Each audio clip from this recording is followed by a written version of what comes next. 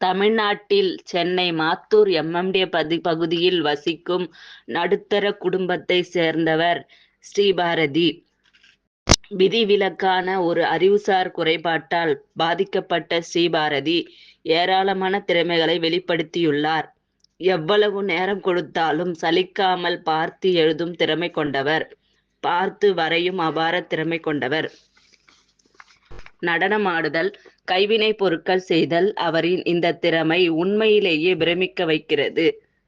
ஆர்வம் மற்றும் அர்ப்பணிப்பால் தூண்டப்படும் போது சவால்கள் மற்றும் வெற்றிக்கு தடையாக இருக்காது என்பதை இவரின் திறமை மூலம் நிரூபிக்கிறது. அறிவுசார் குறைபாடுடன் தொடர்புடைய தடைகள் இருந்த போதிலும் ஸ்ரீபாரதியின் அறிவாற்றல் தனித்துவமான திறமையை காட்டியுள்ளது.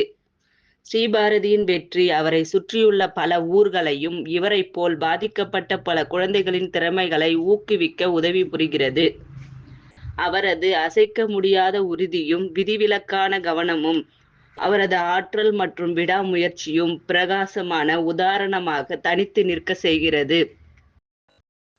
ஸ்ரீபாரதியின் சாதனைகள் ஒவ்வொரு நபரும் அவரவர் வழியில் மகத்துவத்தை அடைய முடியும் என்பதை நமக்கு நினைவூட்டுகிறது. அவரது கதை மூளை வளர்ச்சி குறைபாட்டை எடுத்து காட்டுவது அல்லாமல் ஒவ்வொரு நபருக்குள் இருக்கும் திறமைகள் மற்றும் சவால்களை வெளிக்கொண்டு வர ஊக்குவிக்கிறது. ஸ்ரீபாரதியை போன்ற பல மாணவ மாணவிகள் உள்ளனர். அவரவர் இல்லங்களில் இருக்கும் ஸ்ரீபாரதியை போன்ற ஒரு மாற்றுத்திறனாளி குழந்தைகளை தன் பெற்றோர்கள் அவர்களின் குறைகளை வைத்து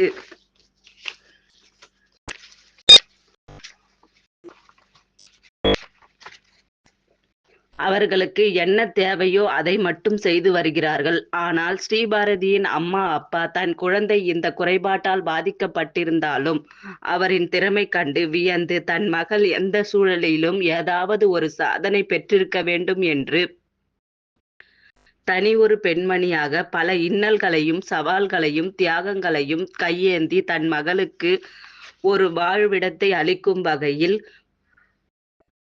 தன் மகளை ஒரு திறமையானவளாக மாற்றியுள்ளார் என்பது குறிப்பிடத்தக்கது. ஸ்ரீபாரதியின் அம்மா அப்பாவை போல் ஒவ்வொருவரும் அவர்களின் குறைகளை பார்க்காமல் திறமைகளை பார்த்து ஊக்குவிக்குமாறு ஸ்ரீபாரதியின் வெற்றிகளும் சாதனைகளும் இந்த நிகழ்வில் குறிப்பிடுகிறது.